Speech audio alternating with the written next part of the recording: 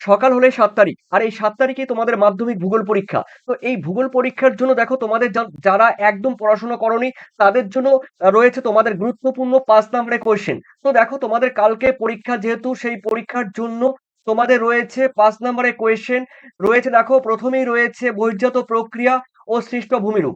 দেখো এখানে রয়েছে বায়ুর ক্ষয়কার্যের ফলে গঠিত ৩টি ভূমিরূপ চিত্র সহ আলোচনা করো।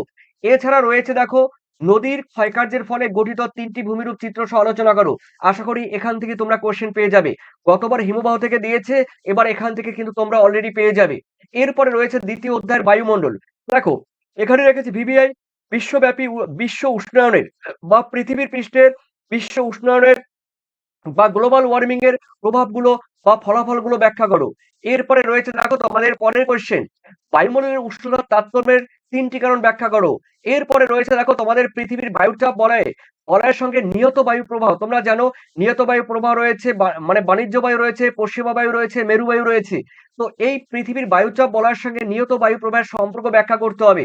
এরপরে রয়েছে দেখো বৃষ্টিপাতের শ্রেণীবিভাগ করো। যে কোনো ২ ধরনের বৃষ্টিপাত, শৈলক্ষেপ এবং পরিচালন বৃষ্টিপাত ব্যাখ্যা করো। এরপরে রয়েছে দেখো ক্রান্তীয় মৌসুমী এবং ভূমধ্যসাগরীয় জলবায়ুর অঞ্চলের প্রধান বৈশিষ্ট্যগুলো আলোচনা করো। বায়ুর চাপ বায়ুর চাপ বলয় সৃষ্টির কারণ এবং অবস্থান চিত্র সহ ব্যাখ্যা করো। বায়ুমণ্ডল, এই বায়ুমণ্ডলের মধ্যে তোমাদের রয়েছে দেখে নাও রচনাধর্মী প্রশ্ন ৫ নাম্বারের সমুদ্র স্রোতের সৃষ্টি বা সৃষ্টির নিয়ন্ত্রকগুলো উৎপত্তি তোমাদের আলোচনা করতে হবে। এরপরে রয়েছে তোমাদের পৃথিবীর বিভিন্ন স্থানে সমুদ্র স্রোতের ৫টি প্রভাব বা ফলাফল ব্যাখ্যা করো। সমুদ্র স্রোতে দেখো প্রভাব বা সুফল বা কুফলগুলো আলোচনা করো। বজ্র ব্যবস্থাপনা থেকে কোনো কোশ্চেন থাকছে না ৫ নাম্বারের। এরপরে রয়েছে তোমাদের পঞ্চম অধ্যায় উত্তর এবং দক্ষিণ ভারতের নদ নদীগুলোর প্রাকৃতিক বৈশিষ্ট্যের পার্থক্যগুলো উল্লেখ করো। তারপরে ভারতের ভারতের পশ্চিম হিমালয়ের ভূপ্রাকৃতিক বিবরণ দাও। তারপরে রয়েছে ভারতের পূর্ব এবং পশ্চিম উপকূলীয় সমভূমির প্রাকৃতিক বৈশিষ্ট্যগুলো ব্যাখ্যা করো। এক্সট্রা আরো কয়েকটি কোশ্চেন দিয়েছি। এরপরে রয়েছে দেখো তোমাদের ভারতের জলবায়ু। ভারতের জলবায়ুতে মৌসুমী জলবায়ুর প্রভাব এবং গুরুত্ব ব্যাখ্যা করো।